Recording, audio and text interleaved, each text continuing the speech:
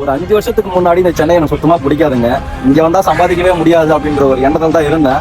ஆனா ஒரு சில காரணத்தினால நான் இங்க வேலை செய்ய ஆரம்பிச்சேன். இங்க வந்ததுக்கு அப்புறம் எனக்கு சென்னை புரிய வச்சது என்ன ஒரு விஷயம் பாத்தீங்கன்னா, நீ உழைச்சா உனக்கு சம்பளம், எந்த அளவுக்கு நீ உழைக்கிறியோ அந்த ஊதியம் உனக்கு இங்க கிடைக்கின்றது எனக்கு நல்லா புரிய வச்சுட்டு, இப்போ உங்க சொந்த ஊருக்கு நீங்க போயினா கேட்டீங்கன்னா கண்டிப்பா என்னால முடியவே முடியாது, நினைச்சே பார்க்க முடியாது.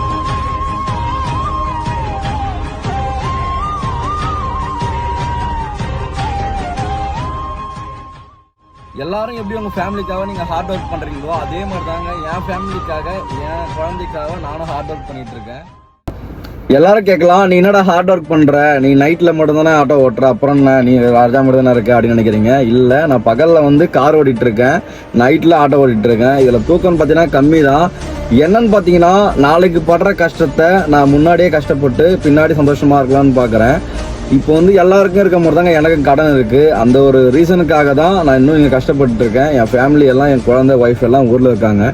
கண்டிப்பாக ஒரு நாள் இந்த மொத்த கடத்தையும் அடைச்சிட்டு அடுத்த வருஷத்துக்குள்ள என் ஃபேமிலி இங்கே கூப்பிட்டு வந்துட்டு கடனே இல்லாமல் ஒரு வாழ்க்கையை வாழணும் தாங்க எனக்கு கடைசி வரைக்கும் ஒரு லட்சியமாக நான் ஆசைப்பட்டுருக்கேன். அது நடக்குமான்னு தெரியல. அது நடக்கிற வரைக்கும் இந்த ஹார்ட் ஒர்க்கை நான் கண்டிப்பாக விட போகிறதா இல்லை. நான் முடிஞ்ச வரைக்கும் யுத்தத்தை தவிர்ப்பேன். முடியலன்னா கண்டிப்பா ஜெயிப்பேன்.